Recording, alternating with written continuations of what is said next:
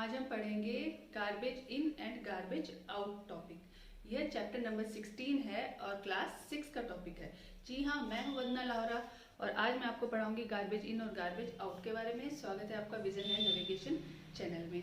इस टॉपिक को हम शुरू करते हैं। सबसे पहले तो गार्बेज जो है, हमें 6th क्लास में ये लास्ट चैप्टर है, हमें क्यों पढ़ाया जा रहा है कि गार्बेज क्या होता है, जो वेस्ट है उसको फेंकना है, उसके बारे में हमें पढ़ाया क्यों जा रहा है। क्योंकि पॉपुलेशन इंक्रीज हो गई है, बढ़ती जाती है और कचरा भी उसी के साथ डबल अमाउंट में बढ़ता जाता है। लगभग एक व्यक्ति जो है कितना सारा कचरा जो सराउंडिंग में, इन्वायरमेंट में ऐड करता जाता है, बट उसका प्रॉपर मैनेजमेंट नहीं हो पाता है। मैनेजमेंट ना होने की वजह से वो यहाँ वहाँ सड़ता गलता रहता है और बीमारियां फैलाता है। आपने देखा होगा कि हमारे घरों से जो कचरा है वो हम आगे जो भी हमारी ट्रक्स आते हैं गार्बेज को लेकर, सैनिटेशन वर्कर्स हैं उनको दे देते हैं। वहां से वो कचरा किसी लैंडफिल्स क्या होते हैं? एनी ओपन एरिया, ठीक है, कोई भी ओपन एरिया, वहां पर जो भी गार्बेज है उसको डस्टबिन्स को, बड़े बड़े पूरे सिटी से आए हुए डस्टबिन्स के कचरे को वहां पे डंप कर दिया जाता है। वो ओपन एरिया या तो गवर्नमेंट का भी हो सकता है, किसी की प्राइवेट जमीन भी हो सकती है। बहुत दिनों से वहां पे कोई दिखाई नहीं दिया तो वहां पे कचरा डालना शुरू कर देते। एक जने ने डाल दिया तो सभी आके वहां पे कचरा डालते जाते हैं। तो वो लैंडफिल जो है वो कभी ना कभी अगर किसी और को इस्तेमाल करनी हो, जमीन का टुकड़ा अगर किसी को इस्तेमाल करना हो, तो वो क्या करेंगे, वहां से सारा कचरा उठा के ले जाके किसी और जगह डाल देंगे, वहां से किसी और जगह। तो वो कचरा जो है वो एक जगह से बीमारियां फैलाता पूरे शहर में, पूरे देश में कहीं भी फैलता जाता है। इसी प्रकार बीमारियां फैलती हैं। तो इसमें कहाँ मिस्टेक हो रही है कि हमें जरूरत है एक मैनेजमेंट की, डस्टबिन या गार्बेज का भी मैनेजमेंट होना जरूरी है। और कितने टाइप के कचरे होते हैं? एक तो कचरा होता है गीला जो हमारे किचन से निकलता है, और जो बाकी जगह से इंडस्ट्रियल वेस्ट हो सकता है वो गार्बेज हो सकता है।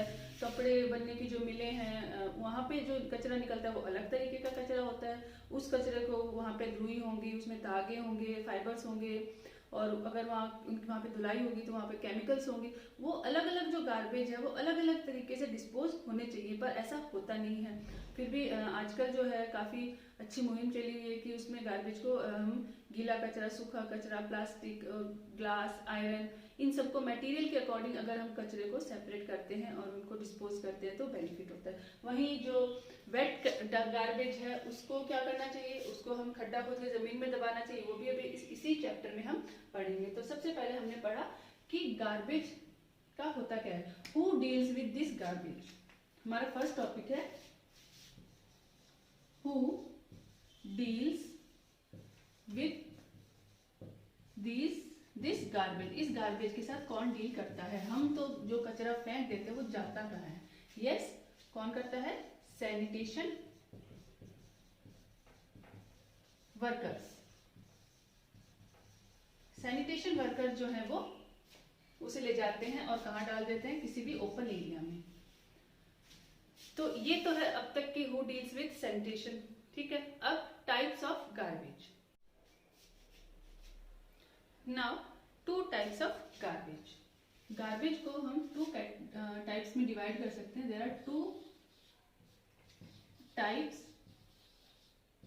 Of garbage. Two types of garbage. One is, उनमें जो कंपोनेंट होते हैं, मतलब गार्बेज किस चीज का, गार्बेज जो है कोई एक चीज, ऐसी चीज नहीं है जो कि एक अपनी आइडेंटिटी रखता हो। बहुत सारी अलग अलग चीजों से मिलकर गार्बेज बनता है। जैसे प्लास्टिक, पेपर का, एक घर में से कचरा निकलेगा, प्लास्टिक के टुकड़े निकले, प्लास्टिक की पॉलीथीन, और ग्लास की बोतल टूट गई, वो वेस्ट मटेरियल बन गया। सॉस की बोतल टूट गई।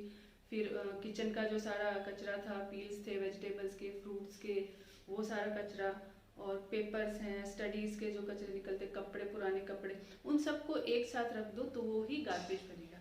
अब उनमें से कौन कौन से कंपोनेंट हैं जो कि यूजफुल हैं और रीयूज हो सकते हैं या फिर कम नुकसानदेह हैं, और कुछ ऐसे हैं जो बहुत अधिक नुकसान पहुंचा सकते हैं, जैसे कि कोई कांच का टुकड़ा है, किसी को चुभ जाए, किसी एनिमल जो है वो फूड के साथ उस पेट में चला जाए, पॉलीथीन जो है, ये सब नॉन यूजफुल है और हार्मफुल भी है।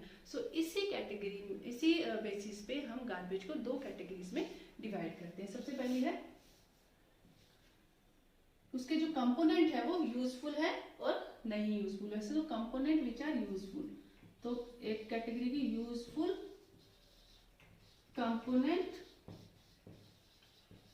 Components of garbage, and second non useful component of garbage, non useful component of garbage. तो यूजफुल कंपोनेंट ऑफ गार्बेज वो होते हैं जो which can be easily decompose या डिकेड इजीली, वो इजीली डिकम्पोज हो जाते हैं, डिके हो जाते हैं, और फिर उनकी मैन्योर बन जाती है, सॉइल को बेनिफिट होता है, वो प्लांट्स और क्रॉप्स के लिए फायदेमंद होते हैं। तो हम कह सकते हैं कि components that can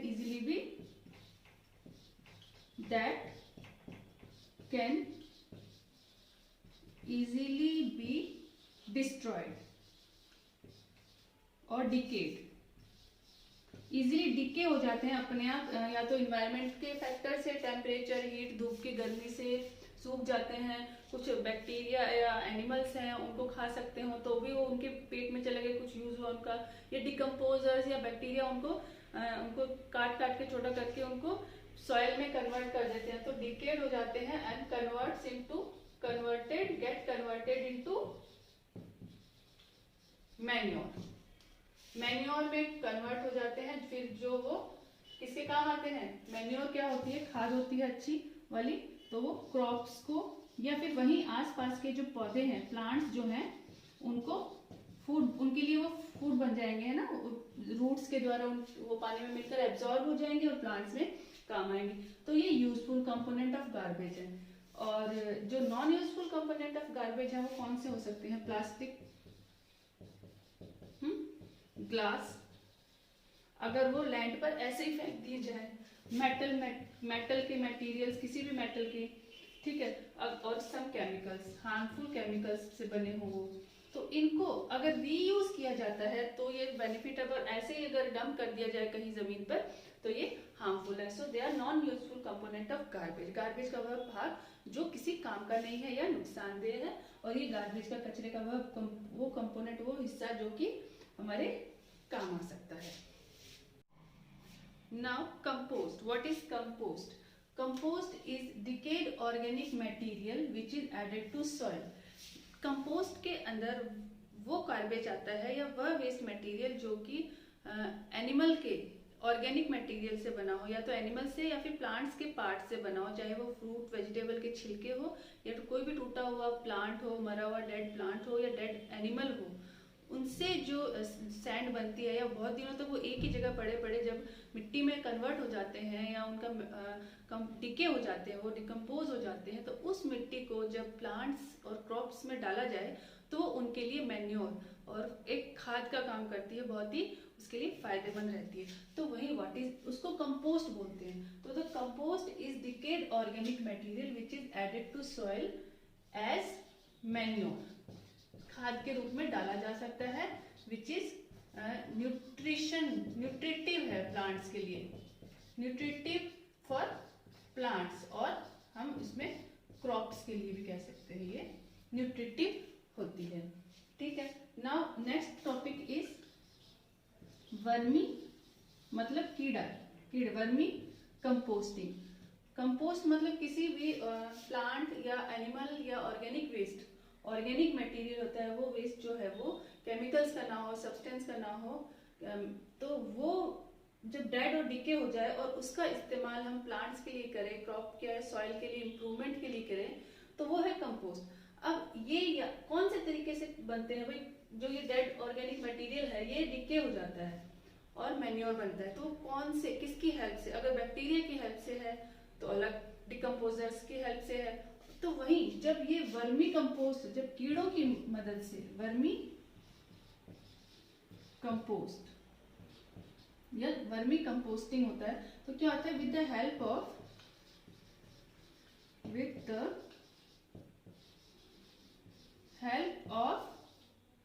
red worms या अर्थ वर्म्स कह सकते हैं, उनकी मदद से जब किसी भी ऑर्गेनिक वेस्ट को, प्लांट्स, एनिमल्स, किचन वेस्ट या ऐसा मटेरियल जो डिकम्पोज हो सकता है, यूजफुल कंपोनेंट ऑफ गार्बेज, उसको कीड़ों की हेल्प से डिकम्पोज किया जाता है। बहुत सारे कीड़े उनमें छोड़े जाते हैं जिससे वो उसको खाकर उससे अपना फूड लेते हैं और अपना उससे वेस्ट मटेरियल जो उनकी बॉडी से निकलता है वो एक मैन्योर का काम करता है। तो that is called vermi compost. Red worms are a type of earthworms. ये अर्थवर्म्स के जैसे ही होते हैं, ठीक है। तो वो छोटे होते हैं। आपने देखा होगा कि बहुत सारी कई दिनों तक बहुत सारा जो कोई पत्थर है बहुत दिनों तक एक जगह रहा, गीली बरसात के दिनों में, या कोई जो प्लांट को उठा के देखे, कोई पत्तियां रखी हैं, उनकी बहुत सारी पत्तियां जो गिरी हुई उनको हटा के आप देखोगे तो आपको छोटे छोटे कीड़े, दीमक और बहुत सारे एनिमल्स, छोटे छोटे इंसेक्ट्स मिलेंगे। तो वो क्या है, वो डिकम्पोजिंग का काम कर रहे हैं, वो कंपोस्ट बना रहे हैं, ठीक है ना। Next topic is recycling. Recycling is the process in which materials which has been once used, एक बार कोई चीज जो इस्तेमाल हो गई है उसे रिसाइकिल किया जाता है अलग, और फिर उसे रीयूज के लिए रेडी कर दिया जाता है, उसका रीयूज होता है। जैसे कि पेपर है, रद्दी जो हम देते हैं, पुराने बुक्स, न्यूज़पेपर्स है, वो सब क्या हम जंक डीलर को दे देते हैं ना। तो पुराने जंक डीलर ले जाकर उनको क्या करता है, उनको पेपर इंडस्ट्रीज में भेज देता है।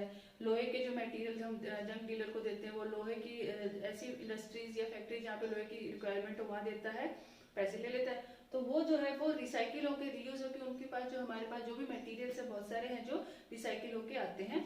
तो this is recycling. Once use material which is once use it can be recycled and reuse किया जाए इसको, फिर से उसे बना दिया जाए, दूसरी शेप दे दी जाए, उसका कहीं और इस्तेमाल कर लिया जाए, तो वो क्या है, रिसाइकलिंग है। नाउ रेड वर्म्स जो है वो कैसे हमारे जो गार्बेज है उसे कन्वर्ट कर देते हैं कंपोस्ट में, वर्मी कंपोस्टिंग कैसे करते हैं। जो रेड वर्म्स हैं उनके टीथ नहीं होते हैं, उनकी बॉडी में गिजार्ड्स होते हैं। वो गिजार्ड जो है वो फूड को डाइजेस्ट करते हैं और मिट्टी बना के बाहर की तरफ बॉडी में से वेस्ट मटेरियल के रूप में निकालते हैं, जिसे हम वर्मी कंपोस्ट कहते हैं, और प्रोसेस को वर्मी कंपोस्टिंग कहते हैं। Now what we should do to reduce the problem of garbage. Garbage की प्रॉब्लम को रिड्यूस करने के लिए हमें क्या करना चाहिए? हमें एक ही काम करना चाहिए, ये आर को यूज करना चाहिए। What is R? Is reduce, reuse and recycle। reduce हमें ऐसी चीजों का इस्तेमाल कम से कम करना चाहिए और उनके इस्तेमाल को रिड्यूस कर देना चाहिए, कम कर देना चाहिए, जो कि डिकम्पोज ना हो सकती हो और रिसाइकिल ना हो सकती हो और जिनका इन्वायरमेंट में बैड इफेक्ट पड़ता हो और वो नुकसानदेह होती है, उनका इस्तेमाल नहीं करना चाहिए। जैसे प्लास्टिक का है, हमें कम इस्तेमाल करना चाहिए। अपने पेपर और क्लोथ के बैग जो है शॉपिंग के वक्त हमें साथ में ले जाने चाहिए। रीयूज, चीजों को फेंकने से पहले, रिड्यूस में stop using things, objects which cannot be decomposed, fully decompose नहीं होते हो वैसी चीजों को नहीं यूज करना चाहिए या रिसाइकिल ना हो उनको। रीयूज मतलब before throwing anything we should use that object properly और फुल यूज उसका करना चाहिए। रिसाइकिल मीन्स पेपर और मेटल्स, ये चीजें जो है वो रिसाइकिल की जा सकती है। तो चीजों को रिसाइकलिंग के लिए देना चाहिए, उन्हें ना इधर उधर फेंक के अननेसेसरी डंप करके लैंडफिल्स में उनको एक कचरा ना बना के उनको हमें जंक डीलर को या ऐसी जगह पहुंचाना चाहिए जहाँ पे वो रिसाइकिल हो सके। कुछ चीजें जो है जो हमारे काम की नहीं है, जैसे तुम्हारे पुराने टॉयज हैं, क्लोथ्स है, विंटर क्लोथ्स है, वो हमें कोई जो जरूरतमंद है उसे भी हम दे सकते हैं। पुरानी बुक्स जो है हम अपने जूनियर्स को दे सकते हैं। तो ये सारा है reduce, reuse and recycle. So I hope you like this video. Like, share and subscribe my channel. अगर अब तक सब्सक्राइब नहीं किया तो सब्सक्राइब कीजिए और अगले वीडियो के तक बाय।